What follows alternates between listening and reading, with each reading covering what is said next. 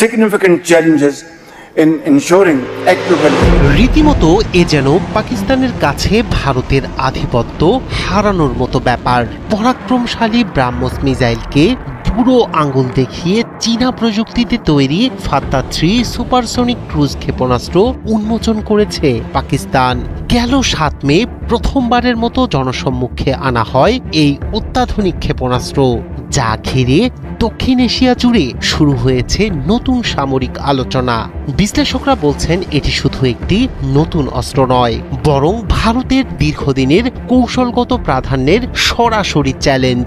Mac 4 গতির ফাত্তা-3 ভূমি ঘেঁষে উড়ে শত্রুপক্ষের রাডার ফাঁকি দিতে সক্ষম, ফলে ভারতের বিমান প্রতিরক্ষা ব্যবস্থার জন্য তৈরি হয়েছে নতুন উদ্বেগ।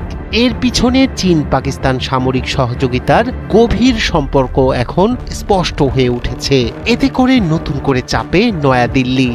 लेकिन इसका मतलब ये नहीं है कि हम हार गए। পাকিস্তান সেনাবাহিনীর রকেট ফোর্স কমান্ড আয়োজিত এক সামরিক প্রদর্শনীতে সামনে আনা হয় ফাত্তা-3, আর এরপর থেকেই নতুন করে আলোচনায় এসেছে ভারত পাকিস্তান অস্ত্র প্রতিযোগিতা। আঞ্চলিক নিরাপত্তা বিশ্লেষকদের মতে এটি কেবল নতুন একটি ক্ষেপণাস্ত্র নয়, বরং দক্ষিণ এশিয়ায় ভারতের দীর্ঘদিনের ক্ষেপণাস্ত্র আধিপত্যের সরাসরি চ্যালেঞ্জ। প্রতিরক্ষা বিশেষজ্ঞরা বলছেন ফাত্তা-3 মূলত চীনের HD-1 সুপারসনিক ক্রুজ মিসাইল প্রযুক্তির স্থানীয় সংস্করণ। এর মাধ্যমে চীন ও পাকিস্তানের গভীর সামরিক সহযোগিতার বিষয়টি আরও স্পষ্ট হয়ে উঠেছে।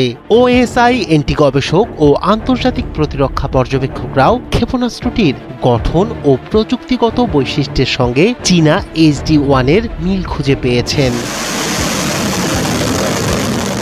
শুধু গতি নয়, এর কৌশলগত সক্ষমতাও উদ্বেগ বাড়াচ্ছে ভারতের জন্য। ভূমি ঘেঁষে এবং ভূপৃষ্ঠের খুব কাছ দিয়ে উঠতে সক্ষম এটি, সামরিক ভাষায় যাকে বলা হয় ট্রেন হাগিং এবং সি স্কিমিং। এর ফলে শত্রুপক্ষের রাডারে এটি শনাক্ত করা কঠিন হয়ে পড়ে এবং প্রতিরক্ষা ব্যবস্থার প্রতিক্রিয়া জানানোর সময় অনেক কমে যায়। বিশেষজ্ঞদের হিসাব অনুযায়ী ক্ষেপণাস্ত্রটির ওজন হতে পারে প্রায় 1.2 থেকে 1.5 টন, যা ভারতের ব্রাহ্মস ক্ষেপণাস্ত্রের তুলনায় অনেক হালকা। ফলে ভবিষ্যতে এটি মোবাইল লঞ্চার, যুদ্ধজাহাজ কিংবা যুদ্ধবিমান থেকেও উৎক্ষেপণ করা সম্ভব হতে পারে। একই সঙ্গে এটি প্রায় 250 কেজি ওজনের বিস্ফোরক বহনে সক্ষম।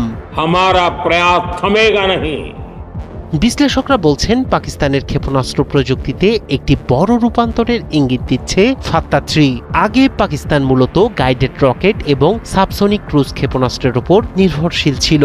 ফাত্তা-1 এর পাল্লা ছিল প্রায় 150 কিলোমিটার, ফাত্তা-2 এর পাল্লা 400 কিলোমিটার পর্যন্ত, আর 2025 সালে উন্মোচিত ফাত্তা-4 এর পাল্লা ছিল প্রায় 750 কিলোমিটার।